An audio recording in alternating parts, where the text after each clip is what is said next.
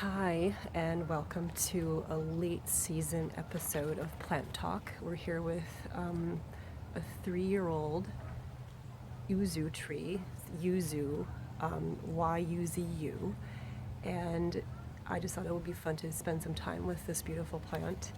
And before we get too deep into it, I have 2 poems to share, and I think I'll read one of those sooner than later.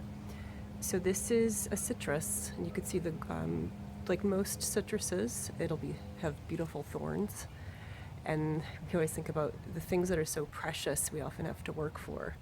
And when this could reach its potential, it could be 6 feet, it could be up to 20, 25 feet.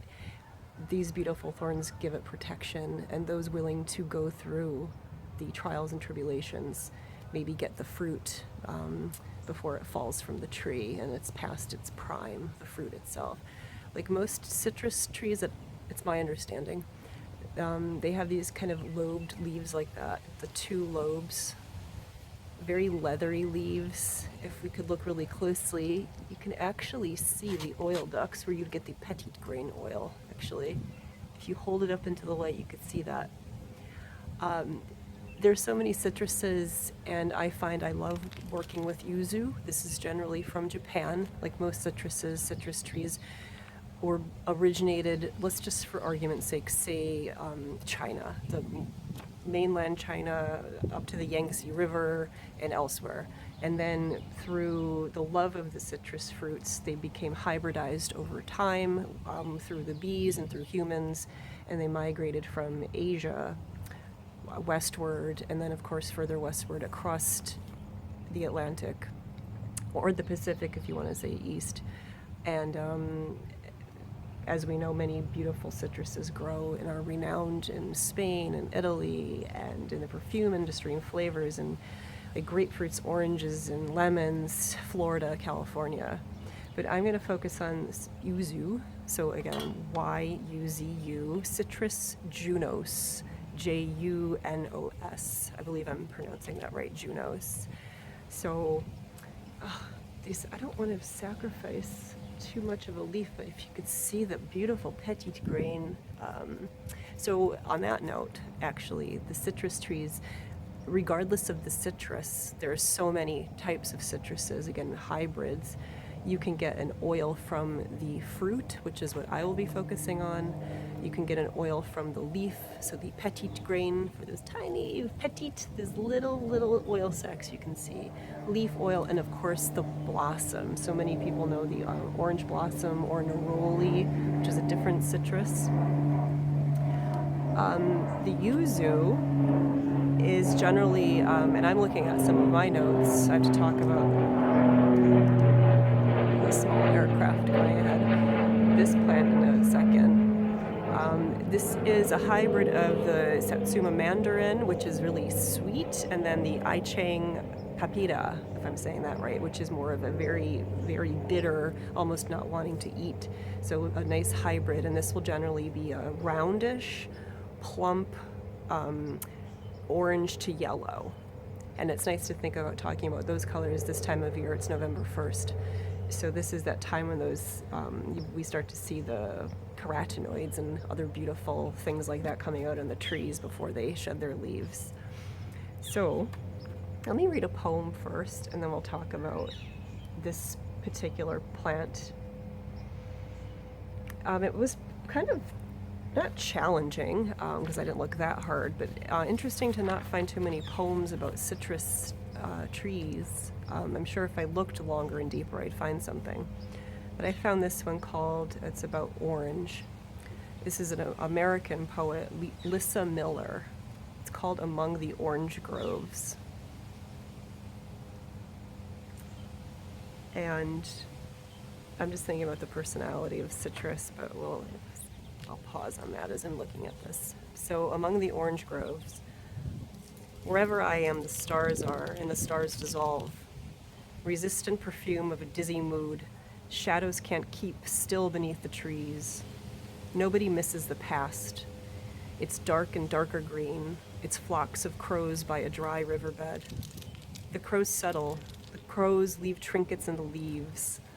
The weight of citrus comes and goes. The river fills with light. The trees are trimmed to round, and stars are blossom-shaped. Sometimes the oranges hang so low. I know no other sun would drop like that. No sun would bother to varnish the oranges. I know no other sun would drop like that. When you think about the heaviness of the fruit once it's ripe, it'll literally drop to the ground. You can think about the weight of the citrus just hanging, weighty and plump and abundant and, dare I say, pregnant with that juice and life and vitality, plump, and that brightness. And that is the general overall mood of a citrus. Many people just love citruses and gravitate towards them. Because they're like sunshine in a bottle. I mean, all essential oils are sunshine in a bottle. But I want to go back to this guy. So this little yuzu plant I bought, and it was this big 3 years ago. And every year it seems to grow about a foot. This is, you can see, new growth. It started to pump, I don't like that word, shoot this out in September, October. So it grew that much just in the fall. So in the little research I did on yuzu, this can grow up to survive into 10 degrees Fahrenheit. And most citruses don't thrive in that kind of climate, so this is interesting. And what I do is, the first year this was with me, it was in a smaller pot. I was like, let's just see what happens. And I put it in the garage and went dormant. And then I put it outside, and maybe it was April. It might be too cold still, but as far as I knew. And then it brought its leaves back out again. And then last year I was like, okay. And I brought it back inside. Don't water it. I just let it, eventually it drops its leaves, and then it's ready to come back. So it goes fully dormant here. And I'm just asking it to grow in a pot, and just to see what happens. If I can do this. Get that. That's the little tree in its pot. I put it in a bigger pot this year just to see what happens. So I'm asking it to grow on Long Island, and I put it to sleep every year, and it's thankfully coming back, so we'll see what happens. It's my understanding that yuzu doesn't as readily abundantly produce fruit. It's more of a challenge. This essential oil, and again, I'm focusing on the essential oil from the rind. So this is technically expressed or pressed from the rind. Yuzu does not produce a lot of fruit. It is native to, again, China, but Japan, it's known to be grown there and cultivated for the essential oil, for the fragrance flavor industry, including aromatherapy. Let me see. So I think this is interesting, like citruses in general. You think about a classic citrus of lemon, it's very sour and bitter. And you have the yuzu, which has that hybrid of the sweet mandarin and then the bitter principle of another citrus I've never seen in my life except pictures online on the internet. So again, this is from China, you can think. Some people think from Korea and migrated up. Regardless, it is cultivated in Japan and now on Long Island. So a small tree. One thing about this as well that I found interesting is this starts to bring fruit and bear fruit a little sooner than other citruses. So I have it start September, October. And then when you pick any of the citrus fruits for expression, and I'll have to talk about that, you want them to be at that point, they start out more green, right? And then they want to become more yellow. So the more mature, you want to get it maybe just right, but you might see different grades on the market. Let me see. Oh,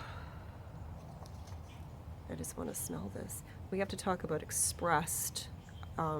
So the essential oil, if I was to take a bunch of the fruit, I'd take out all the pulp and all the juice, and we want to get as much of that out as possible to avoid some contamination of the oil, and it's the acid starts to degrade the oil. You want to scrape all that out, and then you'll be gentle with the rind, and then the rind, old-fashioned wise, it would be pressed against a sponge, and the sponge would be take the oil, and then the sponge would be squeezed to have the oil be collected. So that's not steam distilled. Generally speaking, aroma-wise, essential oils, citruses that are steam distilled do not have that sweet citrusy quality because it's lost in the distillation process. Some of the molecules are heavier, and it's also citruses will degrade.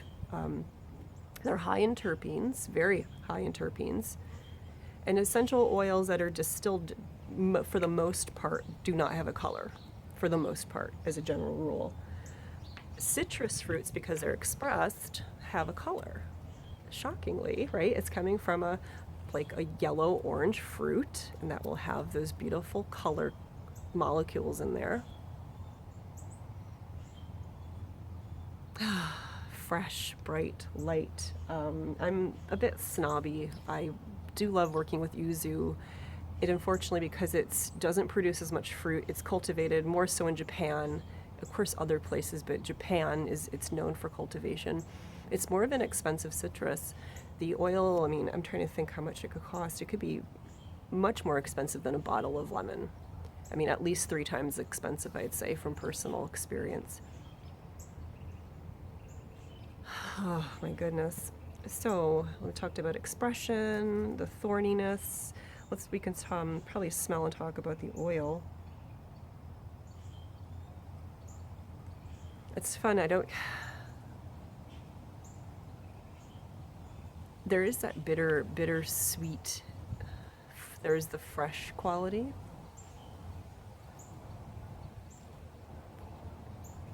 It's not as childlike as the Mandarin would be. It doesn't have the immediate warm glow of an orange. It's very subtle. I like to think of this as sophisticated. It's not overly sweet. It's dry.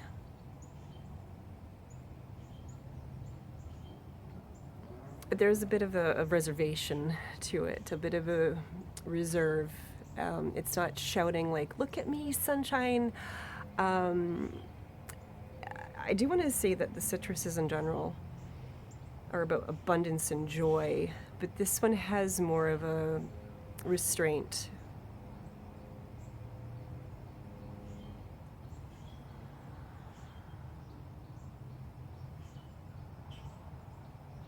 It's that fresh light.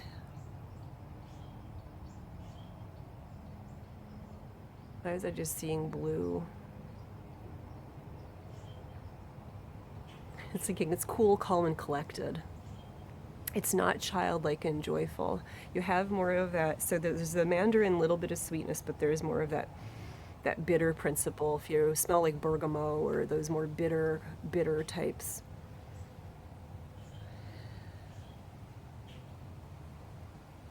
That's what I'd say. It's when I was writing this, I was thinking abundance, fullness, and joy, and that's kind of the fruit itself. You think about giving and abundance, the mother plant creating the seeds in future generations, but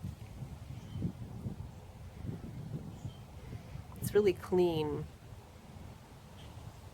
and it doesn't have that acerbic quality that I want to say, like this lemon, or I'm thinking about Cistus hystrix combava. It doesn't have that kind of freshness to it. So I wonder what kind of aldehydes are in here.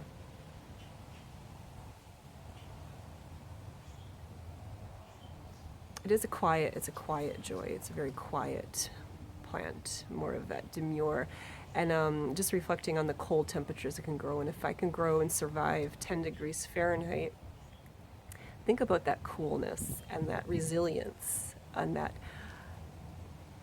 maybe not so much that burst of joy, sunshine, Florida, humid. Think Italy. And I say humid, I think of China and that sea living. But this can grow more up in elevated areas. So I'm curious to see if this will be with me in 5 years and what it will be like. Now the citruses, if you want to think about blending, you can blend so much with the citruses. One thing about essential oils from the citruses that are expressed, many of them have phototoxic qualities. This one is similar to grapefruit with very low phototoxicity concerns, sweet orange, minimal, if none, phototoxicity concerns. This is a hybrid of the Mandarin. Mandarin, no phototoxicity concerns. So, and this is a lesson I want to share. And I got students to teach me and realize this through the years. Many, like if you put lemon oil on your skin or lime, you can have severe burns from like sun radiation. It really concentrates the sun and can give you very serious sunburns where you can end up in the hospital needing like a skin graft, let's say. Not funny. But some people work with photosensitizing oils that have more melanin in their skin, and they use them judiciously for skin lightening purposes. So I know folks from African or descent, Indian descent, even people over into Asia think about skin lightening and very judiciously and proper amounts and being very mindful, use it to lighten dark spots. There is therapeutic use of essential oils and let's say even bergamot with the furanocoumarines are the phototoxic principles, can be used for psoriasis and things like that. So I'm forgetting the name of a skin condition where you can have the different colors. But these components can be worked with, but again, Yuzu is not known to have the phototoxic qualities. I'm bringing this up because, and generally in plant talk, I don't harp on safety issues because you can look that up in a book yourself. But I just think it's really nice to not make generalizations. Just say all citrus fruits are phototoxic, no one should use them, and we just have to be mindful of the individual and the plant we're working with. So yes, it takes time to learn this stuff, but the more, what was that commercial on TV, the more you know, it just behooves us to, I guess, be mindful and aware of these things.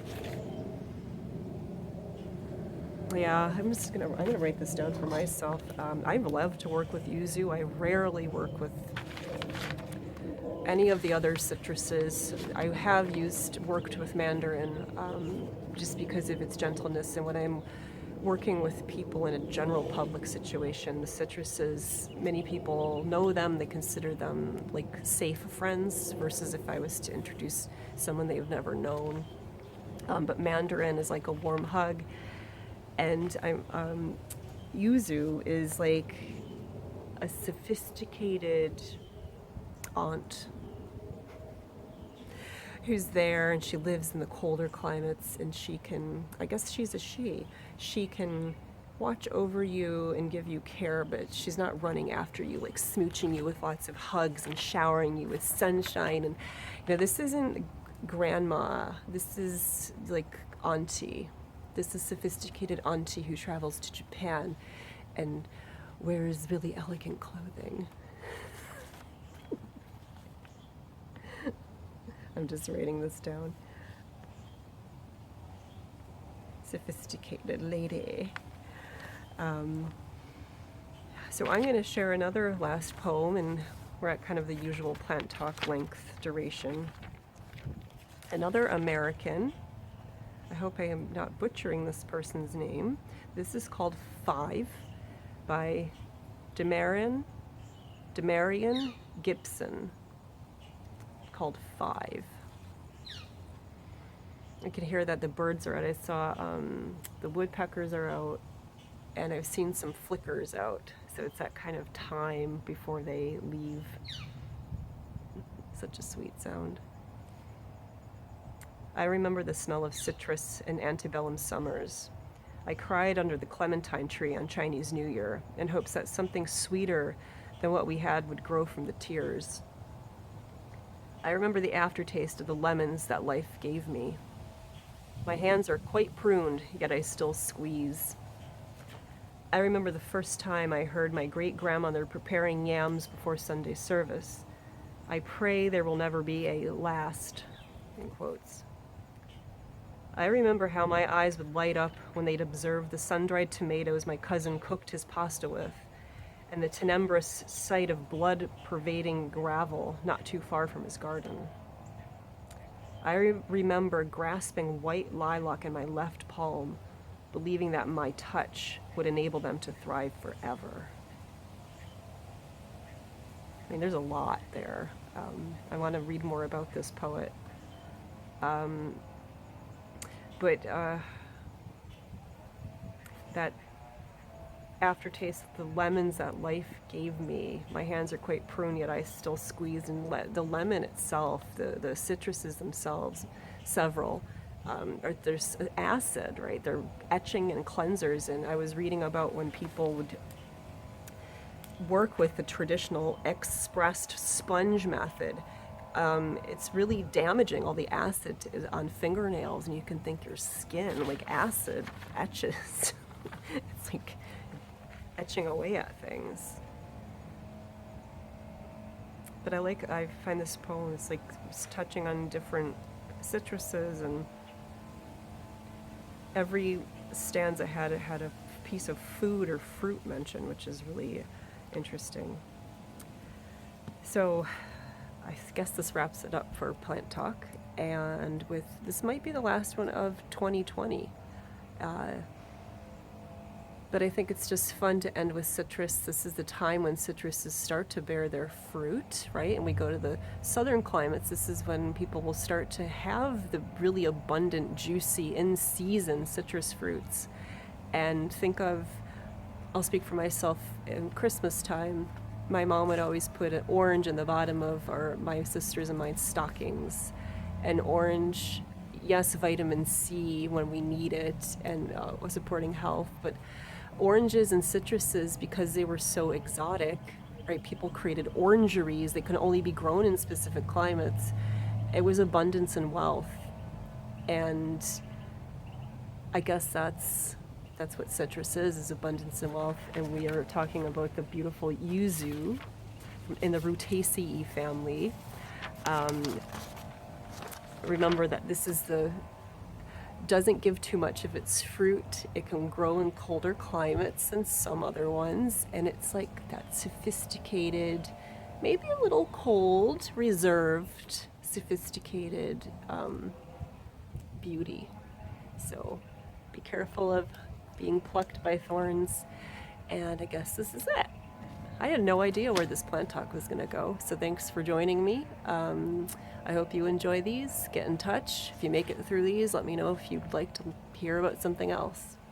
So as I say at the end of every plant talk, thank you, and love yourself, and love the plants, and I love you, and happy, it's November 1st, so happy autumn.